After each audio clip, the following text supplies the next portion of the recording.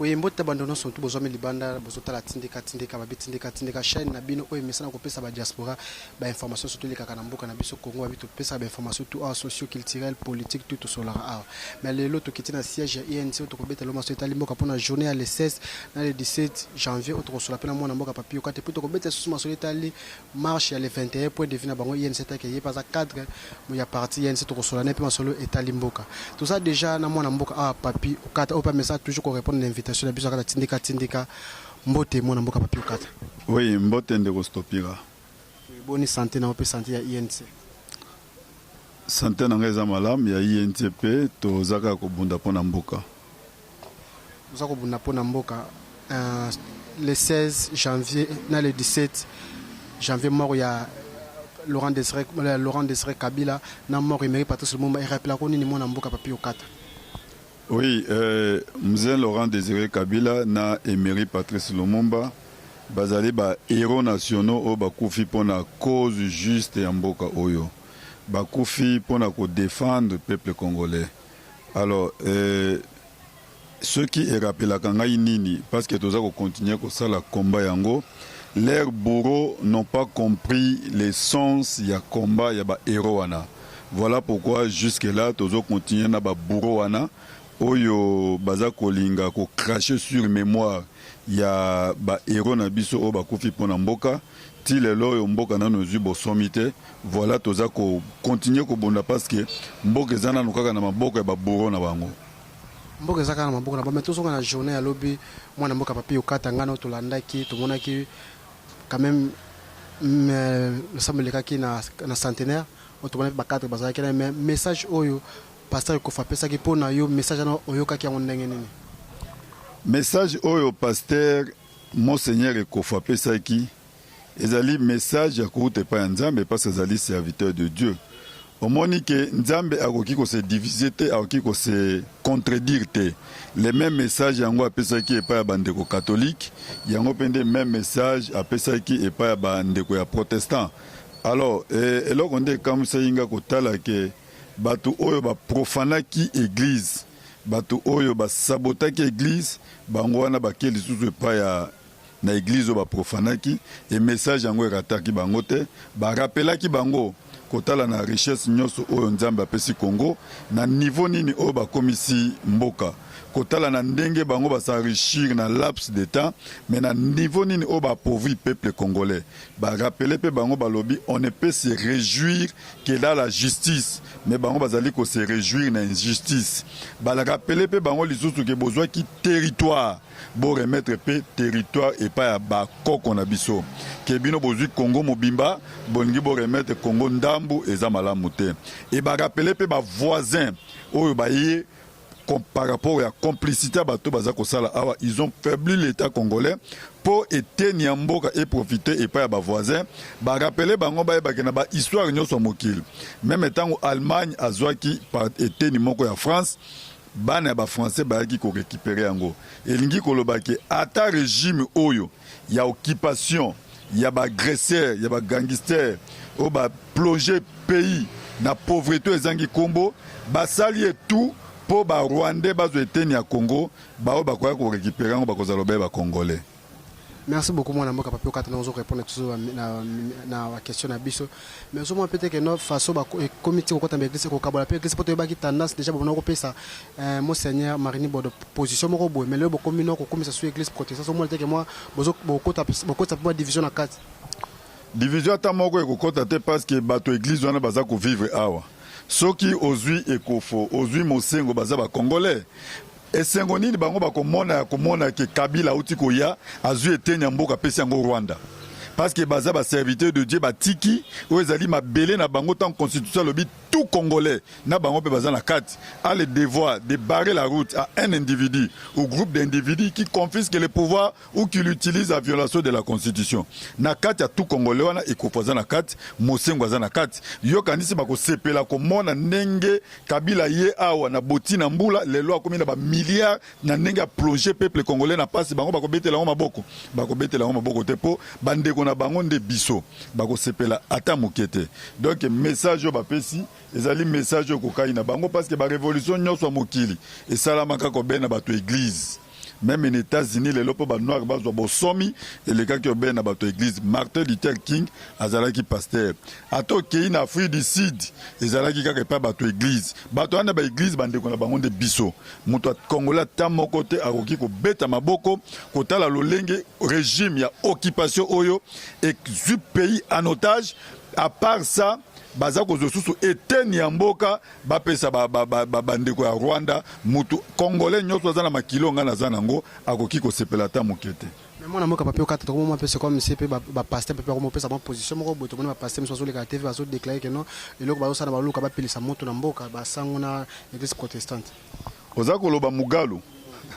Mais mugalu c'est même les États-Unis d'Amérique pour ba américain bazwa bosomi ba traître américain bazalaki alors ba mugalu bazali ba traître et mugalu c'est dit être pasteur mugalu ye moko ayebi ba o nyoso sala kana mboka o nyoso sala kana mboka du jour au jour et yebani donc sont des cas isolés à ba traître même les États-Unis pour bazo indépendance ba connaître qui ba traître même pour Allemagne a envahi France ba traître pe bazalaki biso pe na tourna biso ba traître bango wana ba mugalu ba Mende ba Minaku, tout ce que tu peux citer là, sont des traîtres congolais qui ont accepté de compatir avec l'ennemi pour battre Kamboka, mais ils ne seront pas. Moi, c'est comme si l'opposition à l'église, c'est comme si l'opposition à l'église catholique, c'est comme si l'église a côté de l'Iboso. Bon, na habité, on a des propos à la majorité. Batu ya Kabila bakota kia wana minduki tamba monaki ke Mobutu aza kotambusa mboka malamu te Mobutu pe na tour na ye affaiblisaka opposition azui nyo sacré commission yango biteni débauchage mukolo na mukolo azonde ba birindo mabe mais abosanaki ke azaki nde ko sala pasi na Congo et empêchaki te ke musée akota na minduki na ne ba bakota kia tamba bino bokanisi ke bozui opposition bo anéantir yango bo débaucher nde chibala mabe bo sala nde boye mabe mais ezali nde Congo te église catholique na ba pasteur wana oyo moni ba telemi wana ba ipe bana mboka donc soko kaboli ba pasteur na ba congolais na sens te donc bazali pe ba congolais mosengo azali congolais et kopaza congolais oyo baza ko telema nde pona mboka na bango. Tozonga moi question moko par rapport pour moi que moi sous question moko ye awa moi na mboka papier okata tu es que bon, éviter peut-être aux Arabes, mais tout le monde n'a jamais que non. Ata président Vita comme il y a une église catholique, mais jour il y a marche, tout le monde a bien beaucoup d'église catholique. Pour la cas on a qu'on tire pression. Bon, na éviter mon colonie ni yo suye kolokanga dimanche pour y ba isika nini nazali pour bana koyeba wapi nga na sambelaka. Donc au moni que même à dimanche moko to kende pas présent vital au kene kotala soki alexaka dimanche ne wapi boyaki bino nyonso po bomona ki kezaki événement et que to kendaki ne siko to kendaka habituellement correspondre na appel ya comité laïque ya ba catholique tous on a ce groupe maramotali to que non comité laïque sur le 21 awa marche le sous marche monsieur ezali et ko yoki lokala papier okata est-ce que to keneka na ba marche le 21 et le 31 décembre, tu sais que Tolobi, tu bandi processus. Il y a qu'on fait partie Kabila Ndé Bandaki. Et Bandaki le 31, tout ça qu'on continue. Tout ça qu'on continue. Et le 21, on peut tout ça naïe. Donc on l'embête parce que Mbok est abisso. Akoki ko tinda tous les 80 millions de Congolais exiltés. Ba Congolais ont baki oki Mboka na bangote. Ti dernier Congolais a kotikala parce que bango baza répété na makila baza ko boma baza vraiment répété mais ti dernier Congolais a kotikala akobenga na bango. Le 21 peut ba mona moko ka to ko boma INCP baza pina sima marche le 21 eza comité laïque asenga. Ezali kaka likambo INCP ezali nde Congo mobimba na yo pe kozala. Congolais nyoso aza komona ke régime à occupation ba gangster ba kangi mboka na ye aoki kotika te tango balobi bana to telema to ana mundu kite biso makati na biso azali ko telema to botola mboka na biso to récupérer ngona maboka ba gangster siko ngana otika na ndako na komi nani naza na nationalité nini o nyoso azali Congolais ko répondre na appel wana mais yo peut quand même histoire deuxième république ba marche peut apporter quelle autre apporter solution te papier okata. Organisation Tozo Sala na deuxième république et Salamana Ntenga Kabila Koutanga na université. Donc il a participé à biloko et belé à deuxième république. Oh Toza ko sala oyo na ne salamate. Alors biso to lobi to toza na culture à makilate ya koboma batu ya kosimba minduki ya koleka na pays moko boye poto ya kobengana bango bazali na régime te kaka na ndenge tozosala boye mboka ezali ya biso. Jamais mulungi akoki kobengana mokolo ndako ata mokolo ndako abimi ta moke mpona mulungi akozonga kaka na ndako ne po alala. Donc tokorécupere mboka na biso na lolenge tozokende boye. Lolenge tozokende beza maloba ya mwana mboka Papi Okata oza toujours na mais tozonga nano masolita lipe vila Kinshasa opeyo oza quand même base nous na bandalungwa otoyeke no bandal baka déjà ya choléra bazui déjà kuna ta so 3 personnes bakufi déjà eko yoki message wana Papi Okata kolobani par rapport à ça. Mboka oyo ezalaki na malchance ville na biso ya kozwa moto kwa Kimbuta na ville province ya Kinshasa. Bokende kozwa un gouverneur qui passe tout son temps dans la boîte de nuit. Un gouverneur qui passe tout son temps derrière les petites filles. Un gouverneur qui accorde plus d'audience et pas ba musicien et pas ba tout normaux. Alors toyebi na planète ni naza ko vivre te. Toyebaki ke tokosuka kaka na choléra, tokosuka na typhoïde. Voilà tango église catholique et lobby Monseigneur Mosenga lobi que les médiocres dégagent pour que règne la paix et la justice. Ngai Joseph Papi Okata na lobi que Kimbuta dégage pour ba poubelle à la vider pour typhoïde na choléra ici là. Nga na zana bandal to enregistré déjà 4 cas de décès mais en tout cas ça va continuer parce que Kinshasa partout les cas solo les qui makasi pour na kolakisa gestion ya Kimbuta et il y a que Kimbuta qui peut faire ça et il y a que Kabila qui peut laisser aussi Kimbuta pour à continuer ko sala yango. Mais par rapport à ça yota que non moi na bandel solo aux appels candidat bandel ba elo nous a kosenga na bandiko bandel pe menzing bozozwa. Mais yango naza ko senga bango na le 21 bison tobima parce que c'est la seule façon toki ko déloger ba médiocre wana. C'est la seule façon. Yebisanga ya lobby soki to sali yango te. Kabila zo sepela musala Kimbuta zo sala et Kimbuta pa za ko zo satisfaction na musala ya zo sala les comptes de retour c'est ba congolais ne baza ko kufat. Alors tango to bengi bino nyoso na mbela wana le 21 ya comité laïque ya ba catholique ba protestant pe ba koti na 4 biso soto tele mapoto libérer mboka na biso parce que biso nde tozo kufa. Papi Okata to ko so salisho botisa ko tuna INC organisation qui ndengene na poste pe ko te ko zo ya munene okumela ndengene.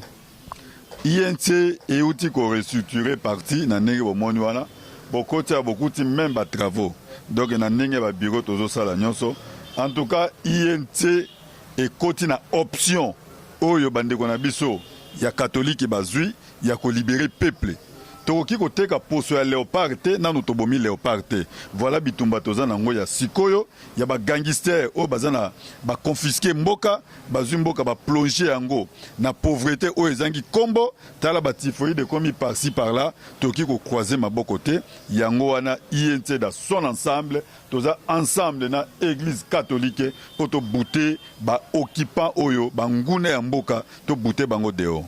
Moi question ya suka pezo ya bandeko mso mko senga ke no makambo opposition zo luka deso na mboka to souvent na to sala troisième dialogue yo ideno ko mona ondene pona ba élection ke ni malamu.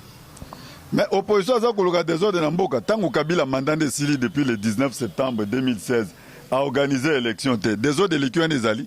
Ce qui est l'élection Zalaki, Bazoua qui pouvoir depuis 2011, va préparer l'élection le lendemain. Il devait organiser l'élection depuis 2015 et 2016 parce que date à organiser l'élection en Guana. N'a évité le Ronil Bango Baza Konigosugoloba. Et donc il y a la volonté délibérée de toutes pièces. Kimbut a sali 5 ans à Ofele, dans la ville province de Kinshasa. Donc ils ont organisé l'élection. Sénat, Bakengo Bazawana, 10 ans à Ofele. Soko Zuba Goda Motemona, député provincial 10 ans. Et ministre provincial 10 ans à Ofele. Alors, tout ça, il faut comme à 50 ans pour ton Dimakibangi organiser l'élection. Donc, c'est les histoires qu'on a dans Bango. Tu as délogé Bango. Monde de la fête de la diaspora, tu as dit que tu as libanda bazota l'autre minute. Tokoyeb sa ba diaspora ba continuer ko sala musalo bango bazo sala kuna na biso pe otoza ko sala c'est na synergie de toko gagner parce que toyebi ndenge bazo ko bunda moi ba ndamu na bango baza ko zwa famille à Kinshasa eza ko lalisa bango pongité alors pour bango pe balala ba profiter na baza ko vivre il faut awape mboke bonga donc c'est dans l'ensemble ne toko libérer mboka. Merci beaucoup Nazaki Maloba Suka mona moka Papi Okata babi botalaka toujours tinika toza wana pona kopesa bana ba information nyonso bo s'abonner numéro affiché wana benga ngala tikino mbala sima ciao.